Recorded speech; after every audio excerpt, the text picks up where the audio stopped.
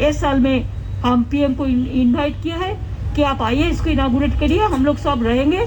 और हम चाहते हैं कि हमारा बीजीबीएस कॉन्फ्रेंस इंडस्ट्री के लिए एक दिशा हो, एक भविष्य के लिए बेरोजगार जो है इंडस्ट्री तैयार करने के लिए जो तैयार है उसको लिए एक रास्ता खुल जाए। বিএসএফ ইস্যুতে অসন্তোষ দেখিয়ে প্রধানমন্ত্রীকে বাণিজ্য সম্মেলনে উদ্বোধন করতে আমন্ত্রণ জানালেন মুখ্যমন্ত্রী মমতা ব্যানার্জি। দিল্লি সফরে প্রধানমন্ত্রী নরেন্দ্র মোদীর সঙ্গে বৈঠক করেন মুখ্যমন্ত্রী। বুধবার সন্ধ্যায় রাজধানীতে এই প্রধানমন্ত্রী মুখ্যমন্ত্রীর বৈঠক হয়। বৈঠকে মুখ্যমন্ত্রী বিএসএফ সংক্রান্ত নয়া আইন প্রত্যাহার করার আর্জি জানিয়েছেন। हम बीएसएफ का बारे में चर्चा किया। मैंने ये बात जरूर किया कि हिंदुस्तान में फेडरल स्ट्रक्चर का एक स्ट्रक्चर है और federal structure is very important है। हमारा देश में फेडरल स्ट्रक्चर को जबरदस्ती करना नहीं, लेकिन फेडरल स्ट्रक्चर को स्ट्रॉन्ग करने का बात है। और इसी के लिए वो बीएसएफ को ज्यादा पावर देने से, ऐसे बीएसएफ हमारा एनिमी नहीं है, हमारा ऐसा कोई ऐतराज नहीं है। आई रेस्पेक्ट ऑल द एजेंसीज, लेकिन इसमें लॉ एंड ऑर्डर जो स्टेट सब्जेक्ट है, लॉ एंड ऑर्डर का साथ कॉन्फ्रंटेशन होता है। कि आपने देखा बीएसएफ हमारा उधर में बहुत सारे गोली चला दिया।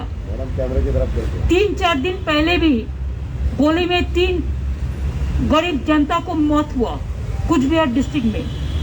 इसका पहले भी बहुत सारे मौत हुआ, कभी दक्षिण दिनाजपुर डिस्ट्रिक्ट में, कभी उत्तर दिनाजपुर डिस्ट्रिक्ट में, कभी कुछ बिहार में, कभी मालदा में, कभी मुर्शिदाबाद में, कभी उत्तर 24 परगना में, बहुत बॉर्डर में मौत हुआ। तो इसी के लिए हमने कहा कि अगर आपको बॉर्डर संभालने के लिए, बॉर्डर को सिक्योरिटी का जो काम है उसको करने दो। अगर स्टेट से ज्यादा मदद आपने मांगने चाहते हैं तो स्टेट आपको मदद करने के लिए देश का हित में तैयार है, लेकिन फेडरल स्ट्रक्चर को बनाए रखने के लिए फेडरल स्ट्रक्चर को अननेसेसरीली डिस्टर्ब करना ठीक नहीं है। इसको बारे में आप चर्चा कीजिए और बीएसएफ को जो आप जो कानून बनाया वो कानून को आप विथड्रॉ कीजिए। মোদির সঙ্গে বৈঠক হয়ে যাওয়ার পর এদিন সাংবাদিকদের মুখোমুখি হয়ে মুখ্যমন্ত্রী জানিয়েছেন, कोविड के बारे में चर्चा किया कि 12 से 18 साल तक उसका बारे में अभी तक पॉलिसी डिसीजन कोई नहीं है। अगर पॉलिसी डिसीजन हो जाएगा तो हम ये काम भी कर सकते हैं। हमारा और भी डोज चाहिए जो है, एक जिसको दे दिया, 2 नंबर हम दे रहा है।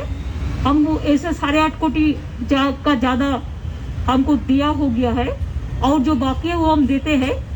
लेकिन 12 से 18 साल तक इसको लिए क्या पॉलिसी है कि स्कूल भी अभी खुल गया, तो स्कूल कॉलेज खुल गया, तो इसका बारे में अब देखिए एक्सपर्ट्स कमेटी क्या कहते हैं।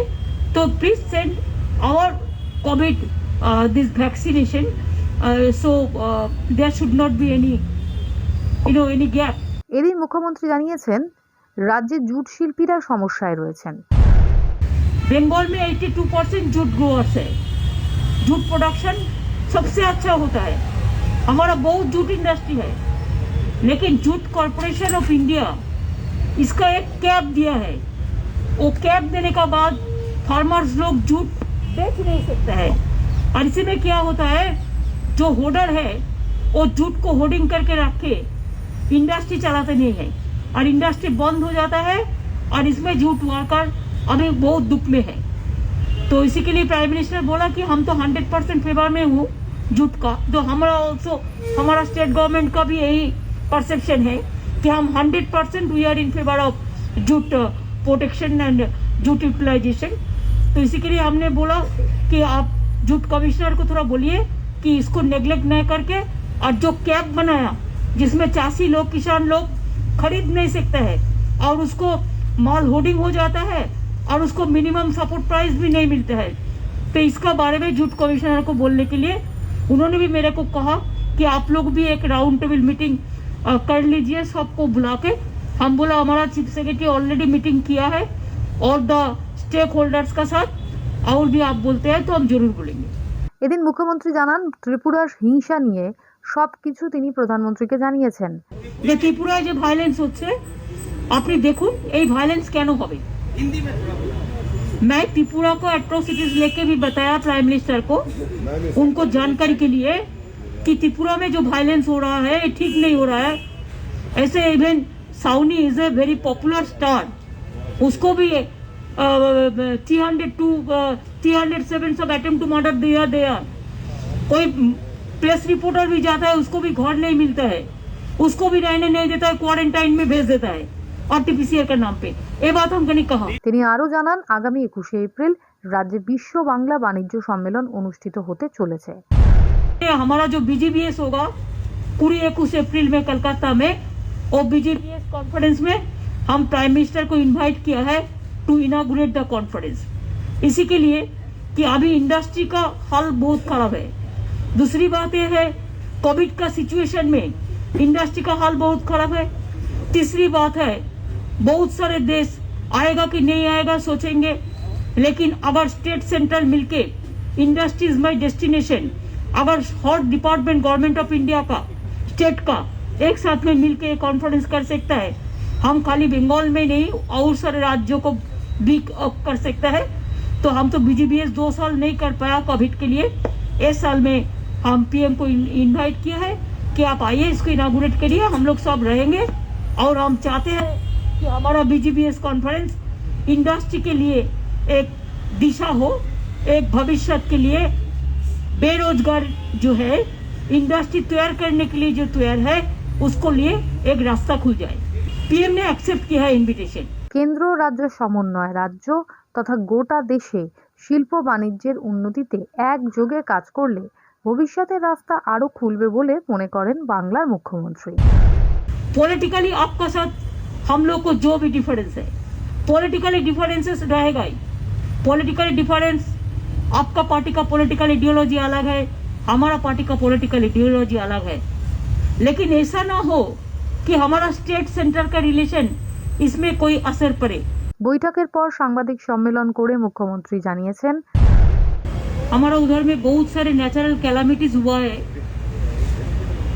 इसी के लिए अम्फन हुआ है, फोनी हुआ है, जॉश हुआ है। इसमें हमको बहुत रुपया अभी मिलेगा सेंट्रल से पड़ा है, इसको बारे में हम लोगों ने बात किया है। और बहुत सारे स्कीम है, जैसा 96,655 करोड़ का माफिक रुपया हमको मिलेगा स्टेट सेंट्रल गवर्नमेंट से। और रुपया थोड़ा देने के लिए हमने बोला कि हमारा स्टेट कैसे चलेंगे अगर सेंटर का जो रुपया देना था वो रुपया अगर रुक दिया गया तो उन्होंने कहा है कि ठीक है हम देख लेते हैं परिस्थिति क्या है, परिस्थिति देख के बताएंगे।